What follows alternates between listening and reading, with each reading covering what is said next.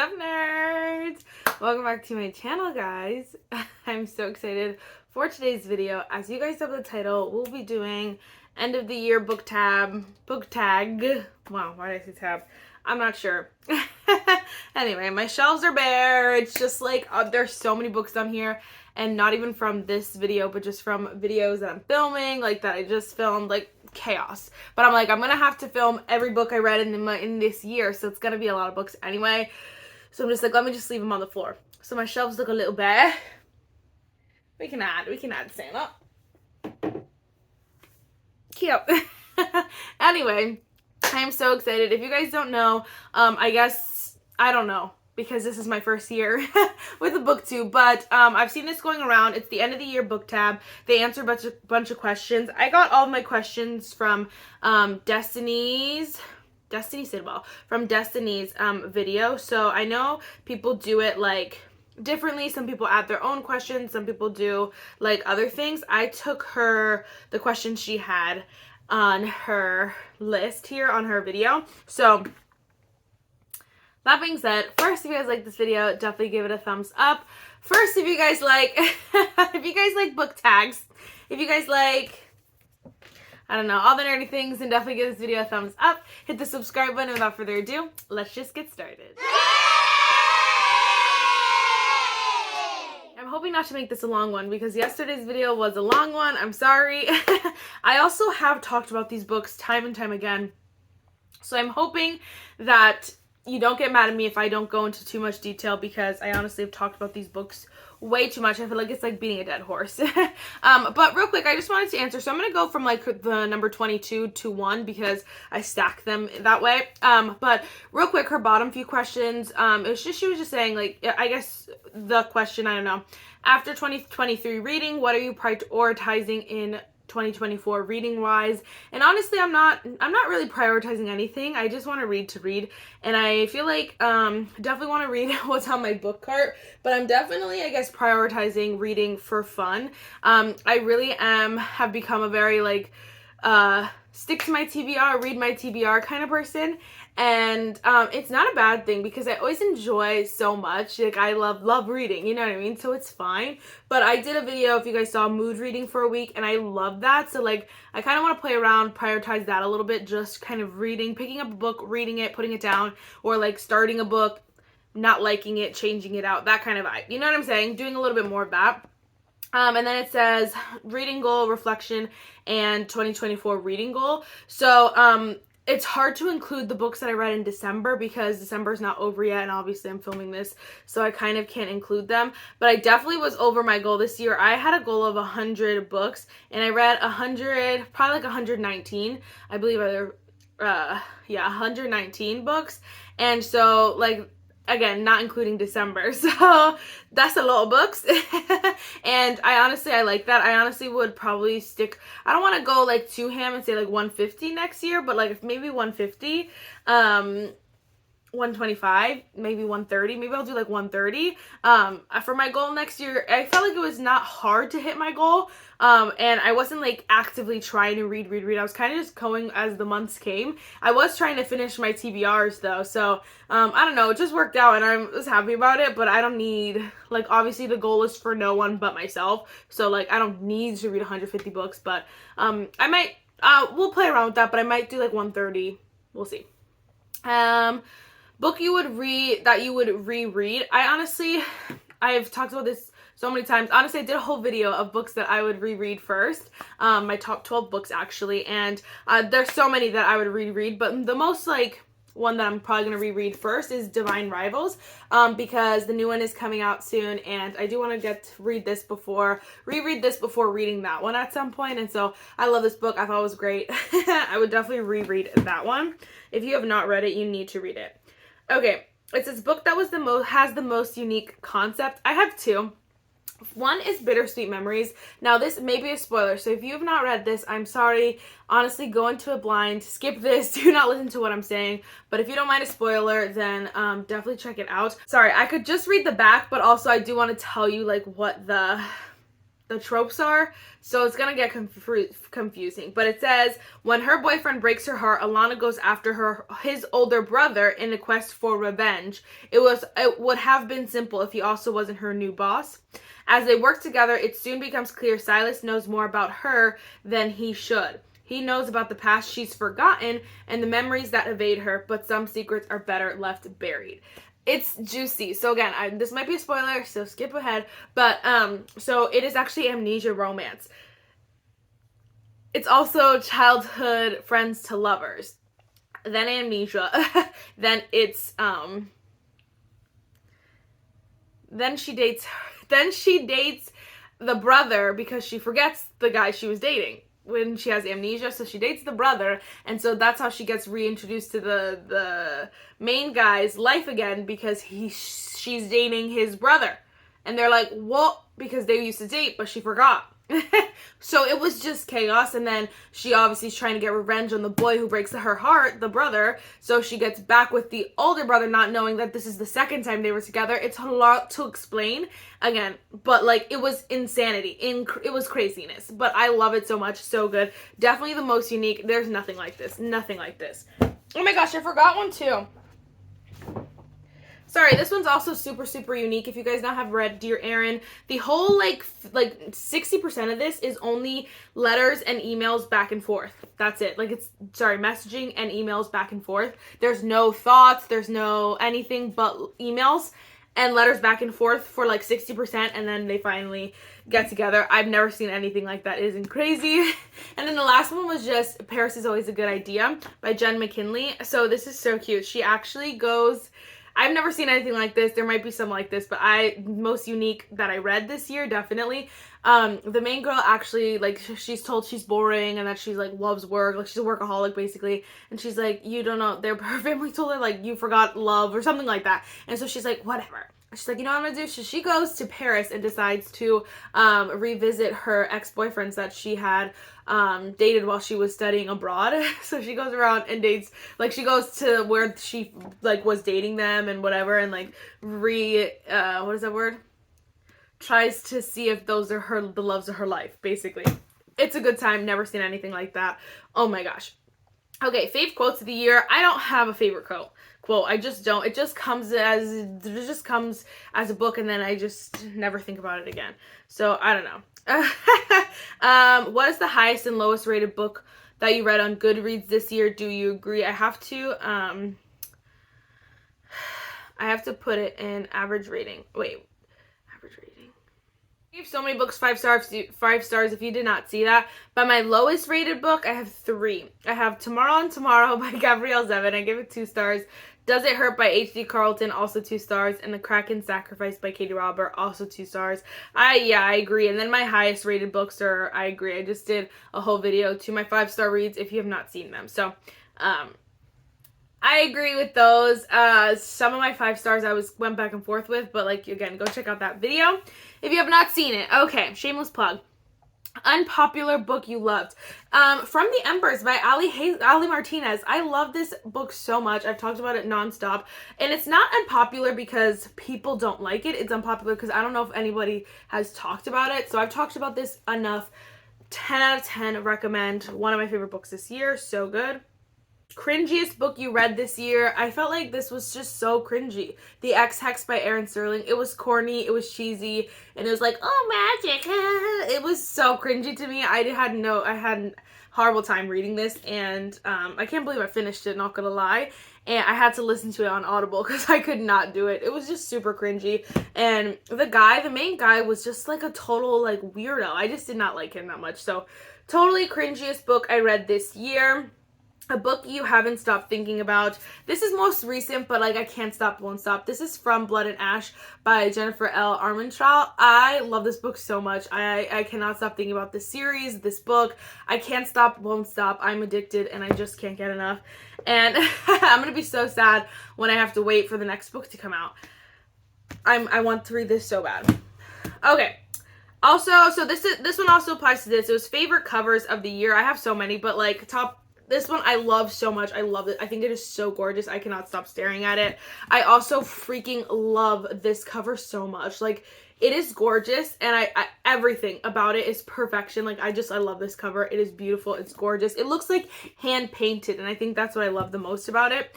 I also love this cover so much, and they just came out with the hardcovers in my Target, and I want to buy it so bad for no other reason than it's just gorgeous. Like, this is stunning, but like that one's gorgeous too.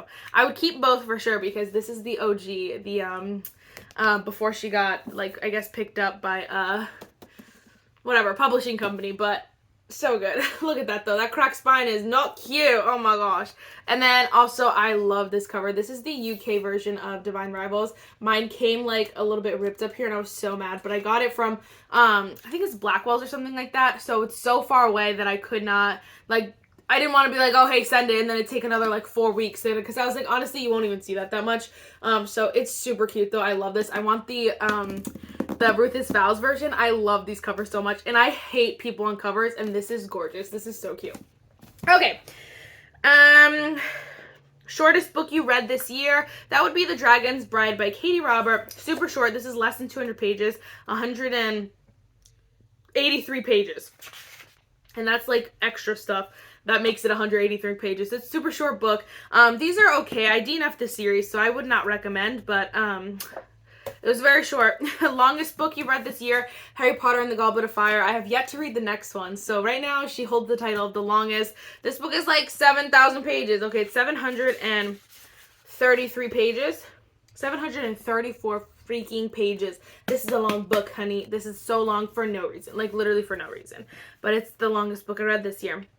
Okay, best adaptation of the year. I don't even know what that means. I don't know if it means movie adaptation or what, so I just skipped that. I guess it might mean like movie, but also like TV show adaptations, but I haven't seen any, so skip that one. Most frustrating book you read in 2023. Can you guess? Can you guess? This book just frustrated me so bad, and it frustrated me that people liked it so much too. All around just frustration. But I think the biggest thing that, like I said a million times, that frustrated me the most is just like there's one thing she could have done that changed the course of this entire book, and she refused to just ask the guy, why did you break up with me?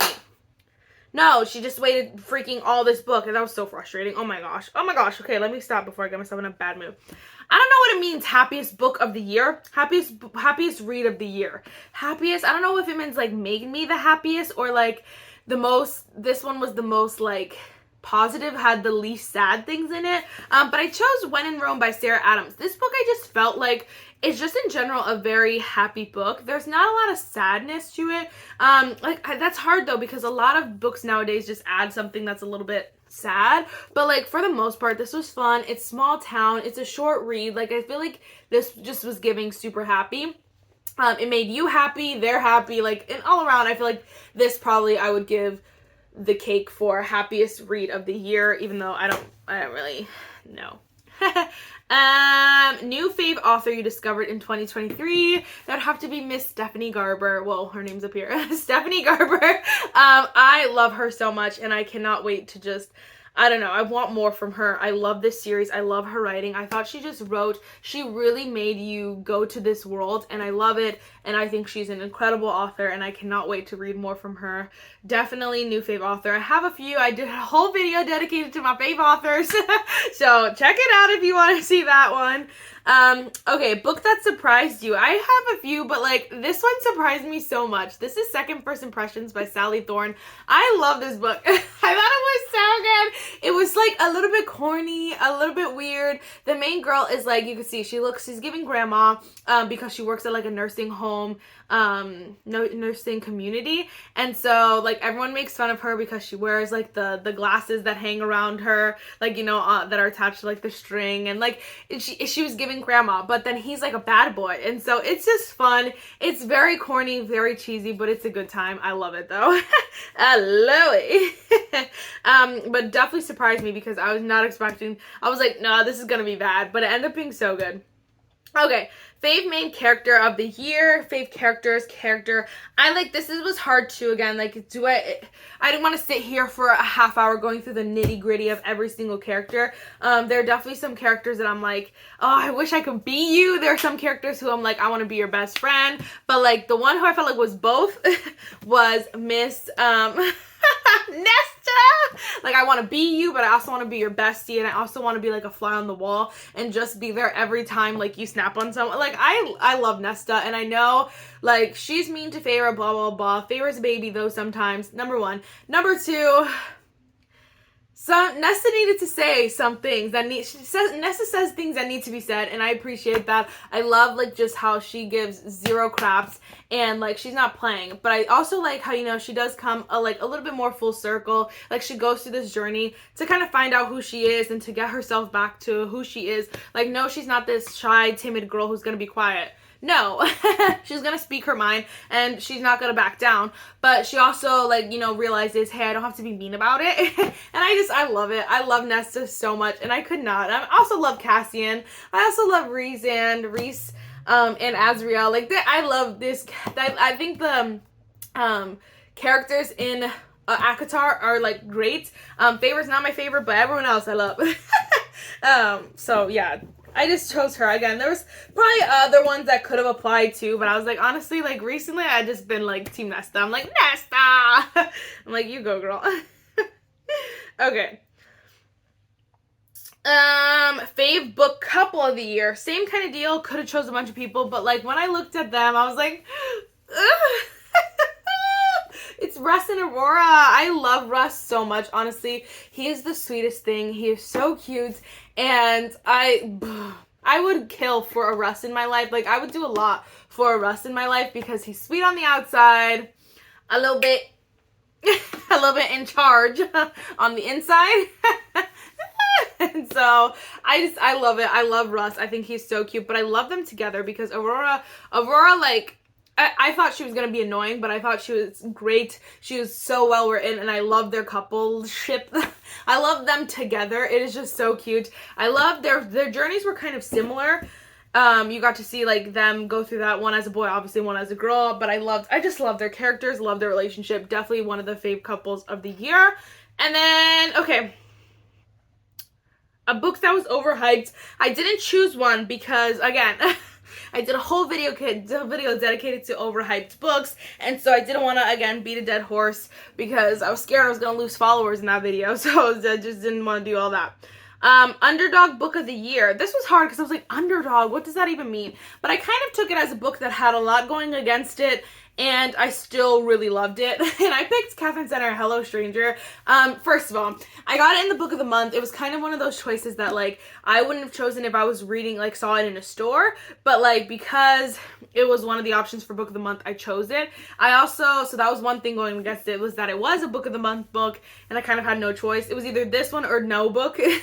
And then I also felt like what was going against it is I liked The Bodyguard, didn't love The Bodyguard. And then people were saying like she's basically like blind. They said she's blind.